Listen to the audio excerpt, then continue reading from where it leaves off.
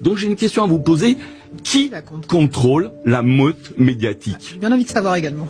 Général de la Ward. Ah, vous le savez bien. Ah non, regardez, je sais pas. Question. Qui contrôle la meute médiatique dans le monde et en France?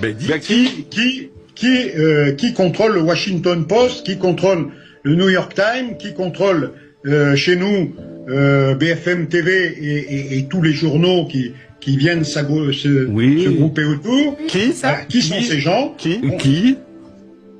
Pardon? Qui? Vous qui parlez de Dreyfus, monsieur. Qui? Ben c'est la communauté que vous connaissez bien. Mon Dieu. Ah non, bah alors là on va pas partir là-dessus. On va arrêter là. On va arrêter là, mon général.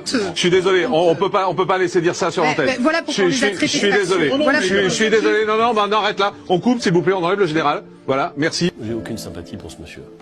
Aucune. Et on s'en fout. Mon problème, c'est pas d'avoir de la sympathie ou pas pour lui.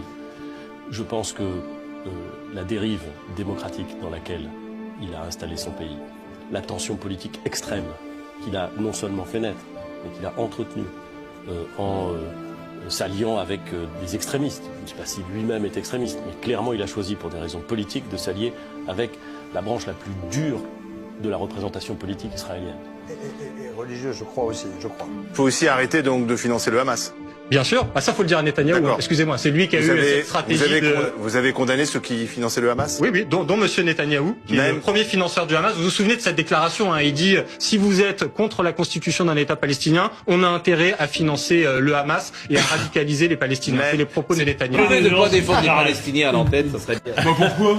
Je défends pas les Palestiniens. J'ai défendu les Palestiniens. Non.